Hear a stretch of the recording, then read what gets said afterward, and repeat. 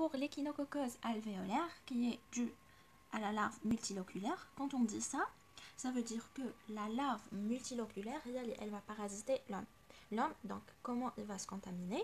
Il va se contaminer par ingestion d'œufs embryonnés, oralement. Voilà, un truc, c'est que les hématoses adultes, les cestodes adultes, la forme infestante, c'était la larve. Donc, l'homme, il va être infesté en ingérant la larve. En bas de la larve de l'organisme de l'homme, elle va se développer en adulte. Par contre, à l'état larvaire, donc c'est la larve elle va parasiter l'homme. Donc, où je la larve avant, elle était un œuf. Donc, c'est l'œuf embryonné ou la forme infestante. Voilà. Comme définition, l'échinococcose alvéolaire, c'est une helminthose due à la larve multiloculaire du platélminthe Echinococcus multiloculaire, les voies multilocularis. Pour le classement, l'espèce multilocularis, le genre Echinococcus, la famille des Téniidae, la toujours Flettenia, ordre des Cyclophilidae, la classe des Cestoda et l'embranchement des platélminthes toujours. Pour le cycle évolutif, le cycle naturel, et qu'on appelle l'homme, il est parasité qu'accidentellement. Le cycle naturel, il sera entre le renard et le rongeur, c'est un le compagnol. Voilà. L'hôte définitif, c'est un canidé, principalement le renard. Donc, Wally, il va abriter la forme adulte. L'hôte intermédiaire, c'est un rongeur, principalement le compagnol. Le renard, il abrite le ver adulte au niveau de son intestin grêle. Ensuite, parvenu à maturité, les anneaux mûrs ovigères, ils vont se détacher et sont éliminés dans le milieu extérieur avec les excréments. Donc les anneaux, ils vont sortir. Les anneaux, une fois dans le milieu extérieur, ils sont lisés et libèrent les œufs embryonnés. Donc il n'y a qu'une auto-infestation. Qui ne embryonnés directement, embryonnés, donc qu'il y a une auto-infestation, on peut les toucher directement ou on touche notre bouche ou quelque chose ça et on va se contaminer. Par contre, les auto-infestation, ils ne sont pas embryonnés à la pente, c'est-à-dire que les œufs ils vont sortir, les des conditions favorables, l'embryon il va se développer. Voilà.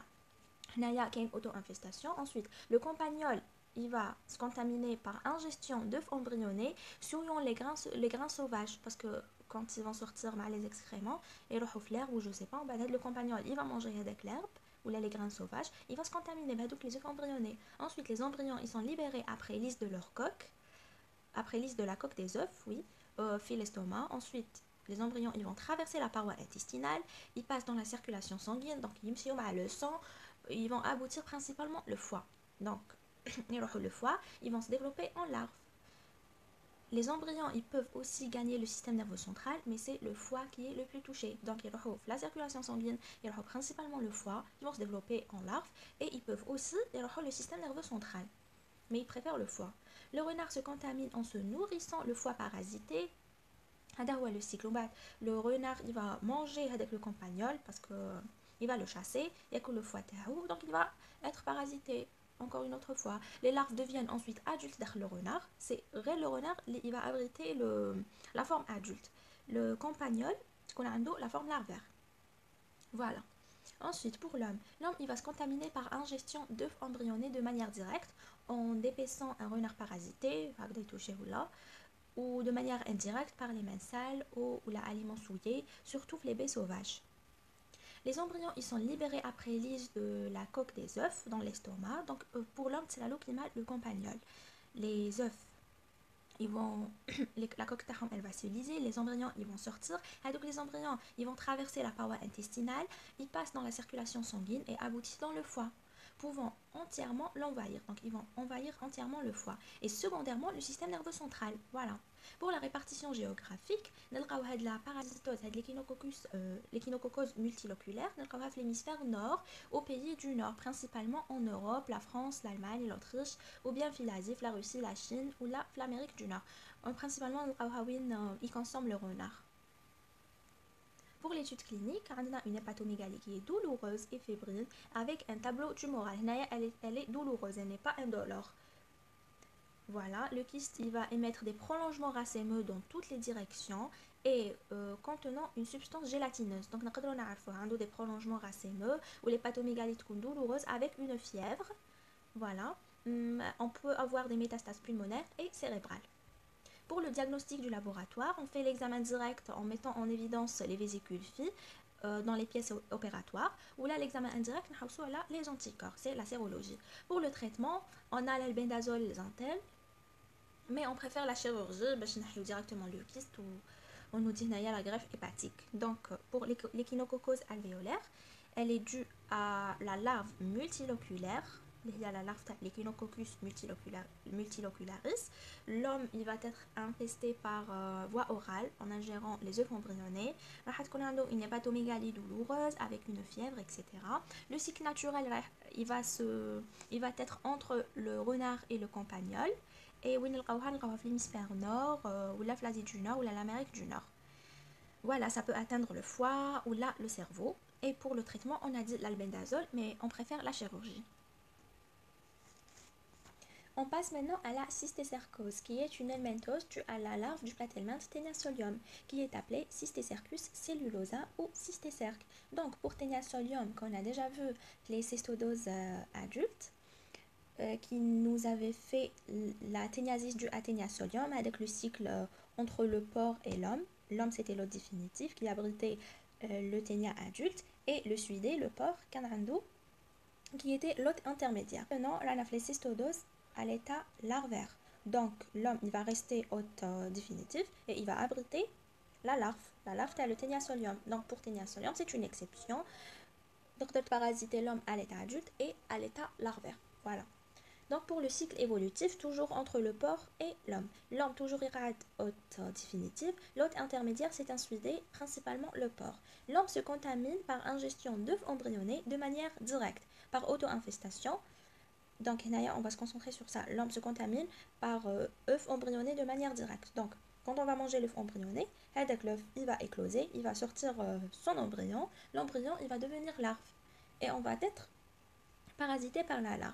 Ou bien par péristaltisme inverse ou rétropéristaltisme chez le porteur du ténia adulte. Qu'il y a des patients ou des malades indromes, le ténia solium déjà leur organisme, ils sont déjà parasités par le ténia solium. Et donc les ténia solium, ils vont pondre des œufs. Et donc les œufs, des larves. C'est le rétropéristaltisme. Vous voyez, donc l'œuf, il va devenir larve.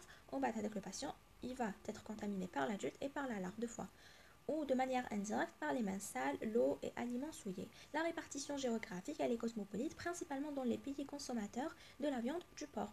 Pour le traitement, on a l'albendazole zintel et la chirurgie. Là, tous les trois premiers, l'échinococcus granulosus ou multilocularis, et ça, l'albendazole qui n'est pas vraiment efficace, et la chirurgie. On passe à la cynurose, qui est une helminthose due à la larve du platelminth, Taenia multiceps, qu'on appelle multiceps. Leur larve s'appelle Cynurus cerebralis ou cynure. Pourquoi on l'appelle Cynurus cerebralis? Parce qu'elle va directement parasiter le système nerveux central. Pour le cycle évolutif, le cycle il va être entre un canidé comme le chien, renard ou loup, et entre un herbivore comme le lapin, le lièvre ou bien le mouton. La forme infestante, ça sera l'œuf embryonné. Donc, l'hôte définitif, c'est un canidé, principalement le chien. L'hôte intermédiaire, c'est un herbivore, principalement le lapin ou le lièvre ou le mouton.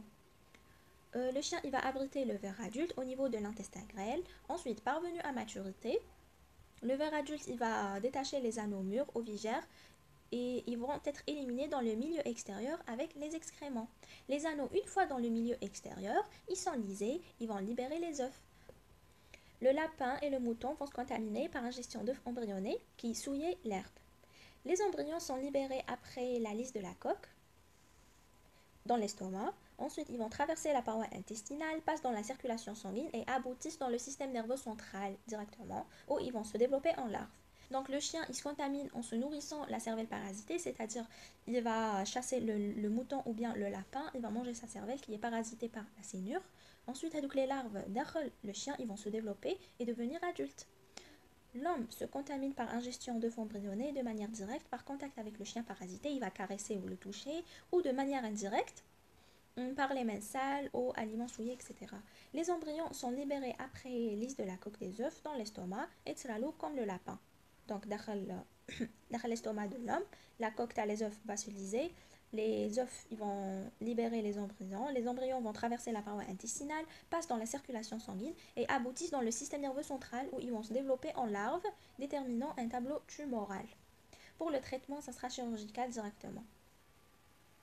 Et dernièrement, on a l'asparganose qu'on va faire en 2 mots. Donc, premièrement, c'est une helminthose due à la larve du platelminth Spirometra monsoni ou Diphyllobothrium monsoni. Cette Diphyllobothrium monsoni, il a une larve qui est appelée sparganome.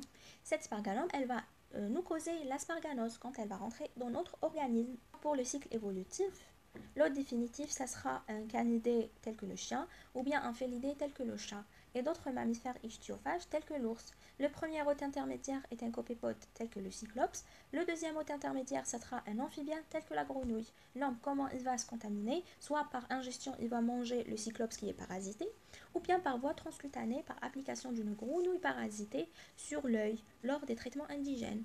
Car des régions, ils considèrent la grenouille comme un traitement ou je ne sais pas quoi. Ils vont mettre la grenouille sur l'œil. Ensuite, l'homme il va se contaminer par voie transcutanée. La larve peut-être l'eau dans son œil. Par voie transcutanée, la grenouille directement son œil. Voilà, donc le premier hôte intermédiaire, ça sera un copépode comme le cyclops. Le deuxième, le poisson d'eau douce ou bien les amphibiens comme la grenouille. Donc l'infestation, ça sera par voie orale ou là par voie transcutanée. Orale par ingestion du premier hôte intermédiaire. Donc on va ingérer la larve procercoïde, ou bien le deuxième hôte intermédiaire, ce sera la larve pérocercoïde, ou bien par voie transcutanée. Comment ça se passe? Ça se passe par application du deuxième hôte intermédiaire qui est principalement la grenouille. On offre les traitements indigènes. Ensuite, ça va passer directement par voie transcutanée, ça va rentrer dans l'œil. On va dire que c'est une parasitose cosmopolite qu'on trouve principalement dans l'Asie du Sud-Est. Et ça atteint principalement l'œil ou là, ça sera sous-cutané. Et le traitement est principalement chirurgical.